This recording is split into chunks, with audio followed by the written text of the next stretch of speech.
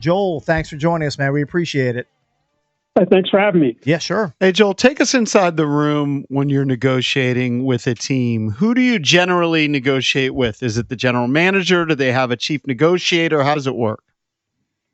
Typically, most teams have a team negotiator, and a lot of times the team negotiator will outlast the regime changes. Right. In Tennessee, Ben Marino has been there since 2007. They've had multiple head coaches and GMs. Mm-hmm. I know they brought someone over, I think, from the league office, which is where a lot of these guys come from through management council around the league. So Adam Peters has more of a scouting background. That hasn't been his domain, at least in San Francisco. That was Prad Maratha, was the head of that, and Brian Hampton. But he may be taking more of a hands-on approach in negotiations than he ever did in the past. Joel, were you surprised by the Adam Schefter comments yesterday on the Pat McAfee show, where he was basically saying that the McLaurin camp, they're looking for higher than what DK Metcalf signed for with the Pittsburgh Steelers? It seems like the Commanders aren't willing to go anywhere near that number. Were you taken aback by where these negotiations seem to have stalled at this point? No, I understand why Terry would want more than DK Metcalf, but because he's been more productive, it's the same draft class, but he's 2 years older, and Metcalf is 6'4", 235 pounds, and runs really, really fast. That's a whole different type of receiver. So if you look at his upside and the fact that he's younger, I understand why the Commanders don't want to go there either. The part that got me was when Schechter was speculating way more, and I'm like, good luck with that. Mm-hmm. I agree. The Sutton deal also, although I think Terry's better, it's not like he's light years better. I mean, there's some comps there, and I don't think this deal helps Terry's camp at all.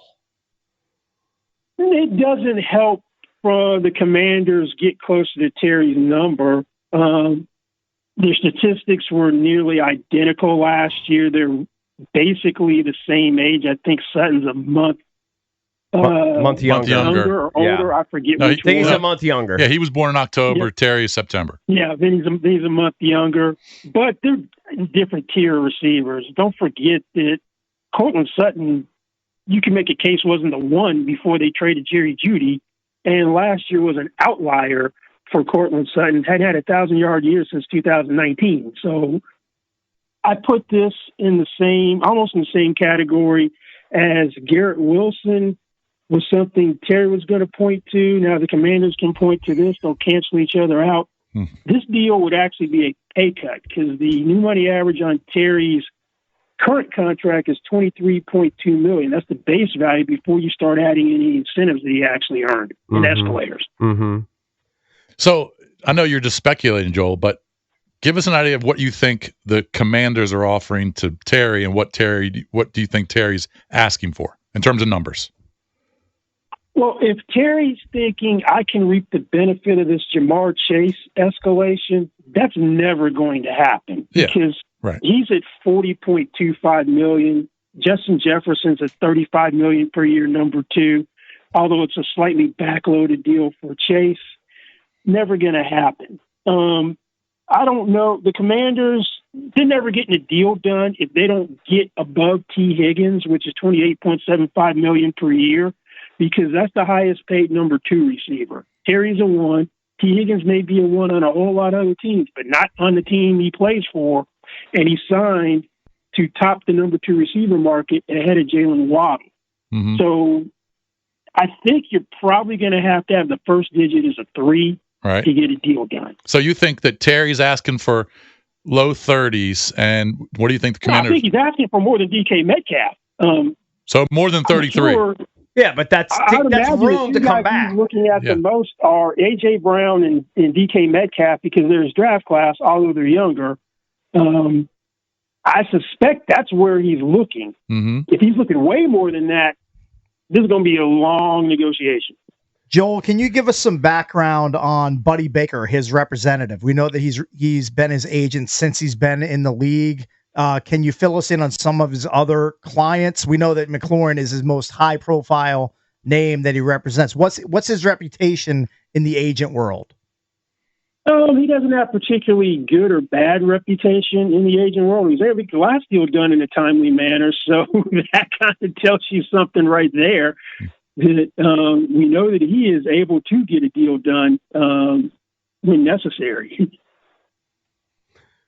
Where is the leverage that Terry has? Because from my perspective, it looks like the team's just not going to budge, and they're just going to force him if they're they're so far away that they're not going to meet him halfway. So they're just going to force him to play on this. Terry's probably going to request a trade. They're not going to trade him. Terry's not going to sit out a year because that'd be career suicide, I think, in my opinion, at this stage of his career. I just don't see any reason for the team to budge. Well, you're trying to build on the momentum of last year of overachieving.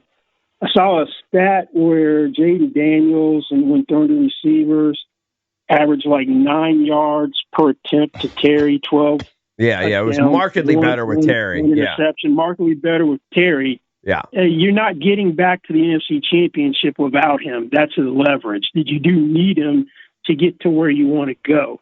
But he's not going to sit out, Joel. He's going to, he's not going to sit out. Not. Yeah. Of course not. He's stuck from this standpoint. I know you don't want the $50,000 per day fine. Right. But once you come in, you essentially can't leave. Well, you can, but then you give the team the hammer that they have the right, once you walk out, to send you a 5-day letter, which basically says you have to return within 5 days of receipt of this letter.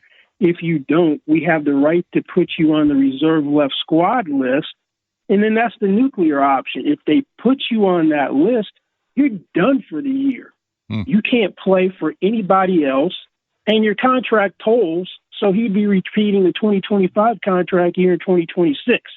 Now, for an important player, let's say Micah Parsons did the same thing, the Cowboys might send him the letter, may delay it, but they certainly would wait before putting someone on the reserve left squad list because that hurts. It's mutually assured destruction. Mm-hmm. I would say if Terry's not happy with the offers and it's never going to get any better, he'll play. You might have a disgruntled Terry McLaurin in the locker room, which nobody wants.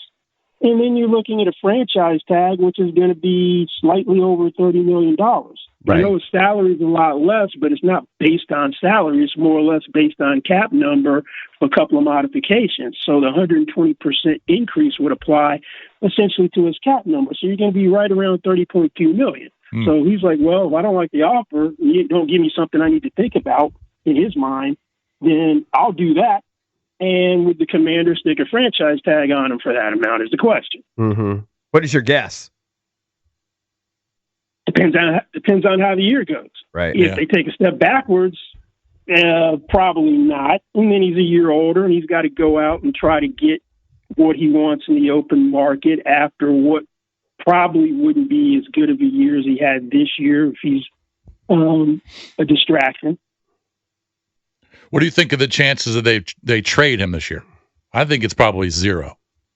Zero. They're trying to win. He could requesting a trade eventually becomes something out of the agent player playbook, and the team may or may not honor it. And I don't think they're going to honor it. Right. If they were going to trade him, if they thought that signability was an issue, they would have done it before the draft and found his long-term replacement, because you can't really get someone unless you make a player-for-player trade that could come in and help you this year, and this team has Super Bowl aspirations. So knowing everything that you know, and we all kind of seem to know the same sort of publicly reported stuff, where we are in the calendar, the fact that Terry's already now holding in, it's only a matter of time before he starts practicing, what is the likelihood, of your best guess, based on your experience, that they come to some sort of agreement?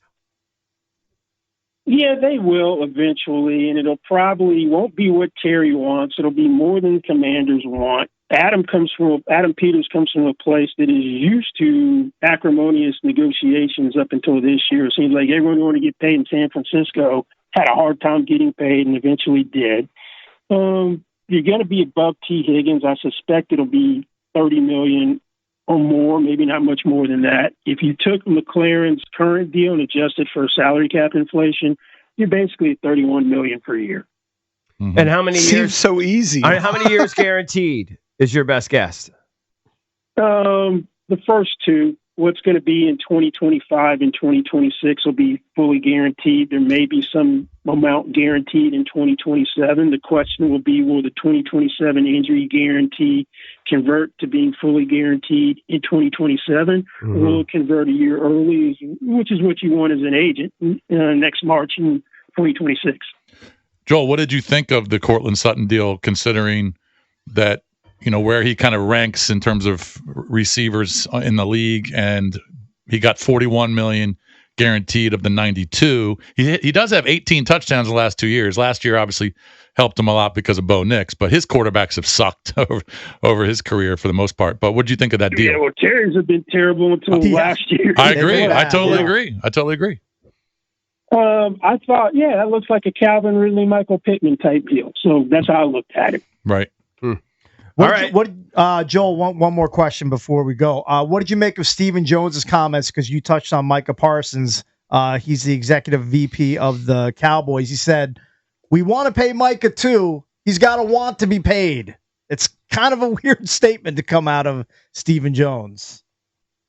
That's one of the most ridiculous things I've ever heard an owner say. It's Dallas being Dallas. Those guys, I think they like to hear themselves. That's why they talk. If you want a blueprint of how not to handle your star players, the Dallas Cowboys have written the playbook. Yeah. Wow. And what's your prediction on Trey Hendrickson in Cincinnati? He'll eventually cave at some point. Cincinnati is an irrational team in a lot of respects. Remember, they were perfectly content to let Carson Palmer retire years ago until Jason Campbell got hurt, and then they traded him. Hendrickson will eventually probably take their deal with no guaranteed money in the second year. I wouldn't be opposed to that from the standpoint that when they do deals like that, the cash flow is phenomenal. Mm-hmm. So if you can front load that thing like crazy, as they've done in the past with some guys like Trey Waynes, Vontaze Burfict, and Carlos Dunlap, then there's a way where you could make that work. Joel, thanks for the time, man. We always appreciate it. It's Joel Corry from CBS Sports, former sports agent, giving some great insight into Terry McLaurin and more. Thanks, man. Thanks for having me, guys. Thank you, Joel. Of course. All right, buddy. You can check out his work on CBSSports.com. He's more optimistic. I mean, he's very matter of fact. He seems like he's not super emotional about it. Obviously, agent has to be level-headed. He thinks they're going to come to an agreement. Right. I'll be heading to Switzerland and Italy, and I come back on August 8th, and then back in studio August 11th. Yep. Will this still be a topic on August 11th? Yes. I'm going to say they've come to an agreement by the 11th. Oh, really? You're an optimist. Because I thought it would be before the date that's in the book. So the first preseason game is the day I come back. It's taking longer than I thought. It's been more protracted than I ever thought it would be. Oh, yeah. I initially thought it was going to be done by 4th of July. Yeah, I thought it'd be no problem. They'll come to an agreement. These are two opposing sides, obviously, but they'll find a meeting place in the middle. Seems like that middle's been tough for them to So you think it happens in the next 2 weeks?